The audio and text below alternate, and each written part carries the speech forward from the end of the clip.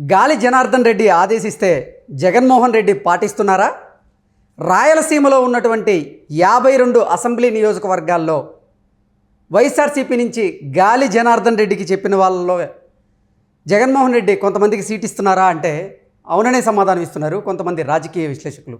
ఇక ఇదే అంశానికి సంబంధించి మనతో మాట్లాడేందుకు ప్రముఖ రాజకీయ విశ్లేషకులు కృష్ణకుమారి గారు మనతో ఉన్నారు. మేడంతో మాట్లాడదాం. మేడం నమస్తే. నమస్తే మేడం, గాలి జనార్దన్ రెడ్డి ఆదేశిస్తే జగన్మోహన్ రెడ్డి పాటిస్తున్నాడా?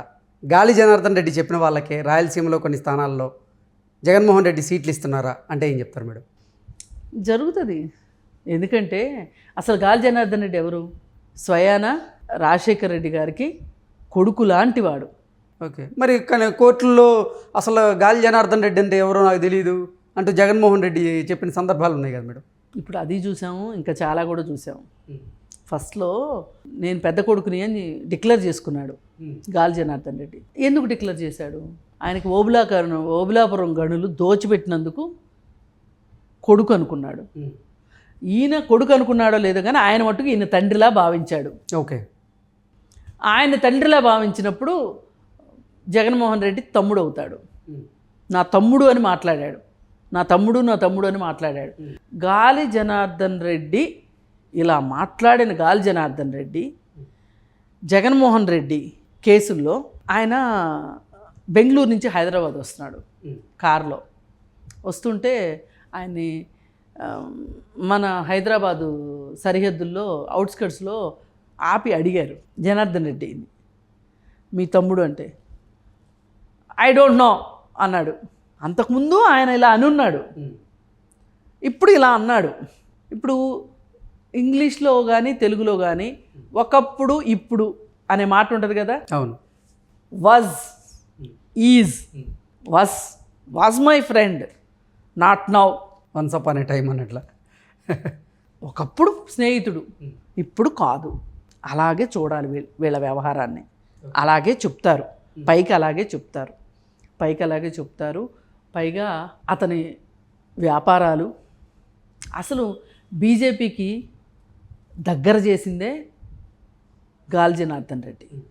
మోడీకి, అమిత్ షాకి దగ్గర చేసిందే. ఓకే, గాలి జనార్దన్ రెడ్డి బీజేపీయే కదా. మొన్న కావన్స్ ఎలక్షన్స్లో ఒక పార్టీ పెట్టి ఓట్లు చీల్చడానికి ఏవో వేషాలు వేశాడు కానీ అవేవి నడవలా. ఒక సామాన్యమైన ఒక గనుల్లో ఉద్యోగం చేసుకునే ఒక వ్యక్తి గాలి జనార్దన్ రెడ్డి. అతని జీవన ప్రస్థానం అలా మొదలైంది. అలాంటి వ్యక్తి పాపం చేయకుండా, ఏ మోసం చేయకుండా, ఏ అన్యాయం చేయకుండా, ఏ ప్రభుత్వాల్ని తిమ్మిని బిమ్మిని చేయకుండా, ఎంతమంది పోలీస్ ఆఫీసర్లను చంపకుండా, ఎంతమంది ఐటీ అధికారుల్ని బెదిరించకుండా, రాజకీయ ప్రత్యర్థుల్ని రోడ్డు యాక్సిడెంట్స్గా టిప్పర్లతో తొక్కించకుండా అని డబ్బులు సంపాదిస్తాడా? ఈనాటికి ఈ 2-3 రాష్ట్రాల పరిధిలో 500 కోట్లతోటి పెళ్లి చేసిన ఘనుడు ఆయన. మామూలుగా ఒకప్పుడు 500 కోట్లకి ఎన్ని సున్నాలు ఉంటాయో ఊహకందని గాలి జనార్దన్ రెడ్డి అతని జీవిత కాలంలో కూతురు పెళ్ళికి 500 కోట్లు ఖర్చు పెట్టాడు అంటే ఎన్ని పాపాలు చేసి ఉండకపోతే, ఎన్ని సహజ వనరుల్ని మింగకపోతే, ఎన్ని తాళిబొట్లు తెగకపోతే, ఈ దేశం ఎంత నష్టపోకపోతే 500 కోట్లతో పెళ్లి చేస్తాడు. అలాంటి గాలి జనార్దన్ రెడ్డి, సాక్షాత్తు గాలి జనార్దన్ రెడ్డి వైఎస్ రాజశేఖర్ రెడ్డి గారికి మానసపుత్రుడు, జగన్మోహన్ రెడ్డికి సొంత అన్న. ఇన్ని ఇప్పుడు ఇందాక నుంచి మనం మాట్లాడుకున్నవన్నీ ఆయనకి కితాబులే. నేను ఏ ఒక్కటి అబద్ధం చెప్పట్లా. ఇన్ని వాస్తవాలు, కఠిన వాస్తవాలు. ఎన్నో కేసులు ఎదుర్కొన్నాడు కదా గాలి జనార్దన్ రెడ్డి. మరి ఈ పరిస్థితుల్లో ఆయన దగ్గర డబ్బు ఉంది. ఇవాళ ఆంధ్రప్రదేశ్లో ఎట్టి పరిస్థితుల్లో చంద్రబాబు నాయుడు గెలవకూడదు అని ప్రత్యర్థి పార్టీ అయినా వైఎస్ఆర్ పార్టీ కోరుకోవడం పెద్ద విశేషం కాదు, వింత కాదు. ఓకే, కానీ సాక్షాత్తు కేంద్ర ప్రభుత్వం కూడా కోరుకుంటుంది. కోరుకుంటుంది కాబట్టి సామర్థ్యం లేని కేసులో 52 రోజులు చంద్రబాబు నాయుడిని జైల్లో పెట్టారు. ఇవన్నీ ఎవరి కోసం చేస్తున్నారు? అక్కడ చంద్రబాబు నాయుడు ఓడిపోవాలి, ఎవరొచ్చినా పర్వాలా, జగన్మోహన్ రెడ్డి గెలవాలనేది కాదు వాళ్ళ కోరిక, ఈయన ఓడిపోవాలి, చంద్రబాబు నాయుడు ఓడిపోవాలి. దానికి తగ్గట్లు పావులు కదుపుతున్నారు. పైగా గాలి జనార్దన్ రెడ్డి ఎవరి మనిషి? బీజేపీ మనిషి, జగన్మోహన్ రెడ్డి మనిషి. డబ్బు ఉంది అతని దగ్గర, ఆ డబ్బు వాడతాడు. ఇవాళ ఎలక్షన్స్ గెలవడమే కావాలి మాకు, ఎలా గెలిచామనేది అనవసరం. ఆ గెలవడానికి సరిపడా డబ్బులు గాలి జనార్దన్ రెడ్డి దగ్గర ఉన్నాయి, అవి ఇప్పుడు ఖర్చు పెడతాడు. ఈ అంతఃసూత్రాన్ని ఎవరైనా అర్థం చేసుకుంటే అతను ఎందుకు కొంతమంది అభ్యర్థుల్ని పెట్టండి అని ఎందుకు అడుగుతున్నాడు అనేది మనకు అర్థమవుతుంది. ఓకే, ఒకటే అంతఃసూత్రం. పార్టీ పరంగా కావలసిన వాడు, పార్టీ తనను పంపించింది ఇక్కడ గెలిపించటానికి, పార్టీ ప్రోద్బలం ఉంది. ఇక్కడ చూస్తే వీళ్ళిద్దరికీ మైత్రి బంధం ఉంది, స్నేహబంధం ఉంది, ఆర్థిక బంధం ఉంది. అన్నిటినీ మించి అతని దగ్గర ఆర్థిక వనరులు ఉంది. అందుకోసం గాలి జనార్దన్ రెడ్డి క్యాండిడేట్ని అవసరమైతే మారుస్తాడు, అవసరమైతే బెంగళూరులో ఓటు ఉన్న వాళ్ళని కూడా తీసుకొచ్చి అతనికి ఇక్కడ నియోజకవర్గాల్లో ఓటు పుట్టించి అతన్ని అభ్యర్థిని కూడా చేయగలడం అంత సామర్థ్యం ఉంది గాలి జనార్దన్ రెడ్డి దగ్గర. ఇప్పుడు గాలి జనార్దన్ రెడ్డి చెప్పాడనే అనంతపురం జిల్లాలోనే హిందూపురం నియోజకవర్గం, ఆ మడకసిర, మీరు మీరు మీరు ఏమన్నా చెప్పండి, సాక్షాత్తు 175 సీట్లు గెలిపించే బాధ్యత నాది, అభ్యర్థుల్ని నా ఇష్టమైన అభ్యర్థుల్ని పెడతాను అని గాలి జనార్దన్ రెడ్డి అంటే కూడా ఇవాళ జగన్మోహన్ రెడ్డి మాట వినే పరిస్థితిలో ఇవాళ జగన్మోహన్ రెడ్డి ఉన్నాడు. దానికి 2 కారణాలు. గెలవడం కష్టము అనే ఒక భయం ఒకటి, ఇప్పుడు ఎవరు తోడుంటే వాళ్ళని తోడు తీసుకుని గెలవాలి అనే పరిస్థితిలో ఉన్నాడు. ఒకప్పుడు వైనాట్ 175 అన్నోడు, సింగిల్గానే వస్తుంది అన్నోడు నిన్న కాక మొన్న ఏం స్టేట్మెంట్ ఇచ్చాడు? నేను ఓడిపోయినా సంతోషంగానే దిగిపోతాను. ఆ ఓటమి భయం ఎంత తరుముతుందో చూడండి.